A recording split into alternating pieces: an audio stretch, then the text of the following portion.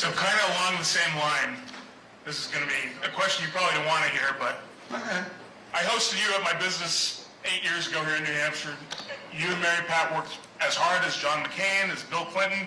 You worked the state as hard as anybody's ever worked, and it didn't work out. Yep. My concern, and I think a lot of concerns in here, because I don't see a lot of red hats, is he's going to win the nomination. Sleepy Joe's going to win the other nomination. Is that really what we're left with? Would you be willing, if it's you, your buddy Larry Hogan, Joe Manchin, Bobby Kennedy, whoever it might be, third party, would you be willing to do it? No. No, and here's why. Governor, honestly, so you would say you would pick Donald Trump or Joe Biden over third party? No, I'm just saying I don't want to be the third party candidate. Okay, but would you support somebody that was a legitimate candidate to go against those two? It depended on who it was, but my point to you is that I don't think there's anybody, and listen, I love Larry Hogan. Larry was a great governor of Maryland, and I supported him in 2014 as chairman of the Governors Association when no one thought he could win. And I went down there and we spent a couple $1 million in the last 10 days on Larry Hogan to get him over the finish line, and he was a great governor. And Joe Manchin, on the other side of the aisle, was my mentor governor when I became governor in 2009. The NGA, the National Governors Association, would assign you a mentor, usually from the other party. And mine was Joe Manchin. He was the governor of West Virginia at the time.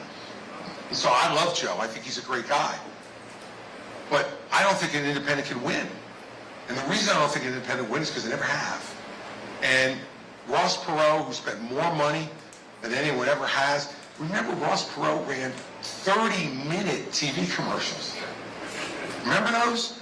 30 minutes he would buy the network and talk about the deficit. He was talking about it back then. He ran as aggressive an independent campaign as anybody has ever run in this country. He didn't win one state. He got 19% nationally. The only independent candidate since the 1900s, since Teddy Roosevelt, who has won any states was George Wallace. And he won the South because he said segregation now, segregation forever. I don't think we want to go back to that, right? So I think it's a fool's errand. I don't think we can win. And this is what I say to the No Labels folks. They're created to defeat Donald Trump. Let's not put any kind of, flowers on it. They have started to defeat Donald Trump. I say to them all the time, be careful. Because you're not shooting with a rifle in politics, you're shooting with a shotgun. And you don't know who you're going to hit.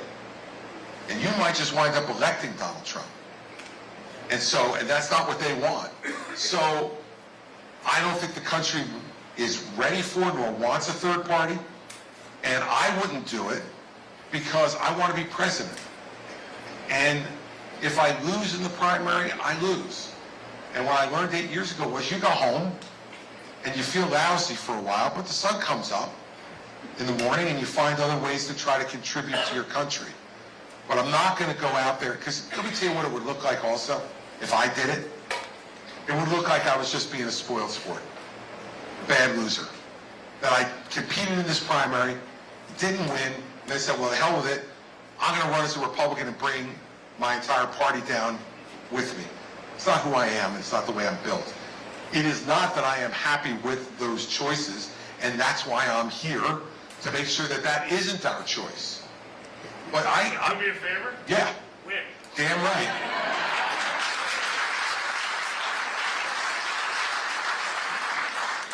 And I didn't mind that question at all. On the considering the last two questions and on the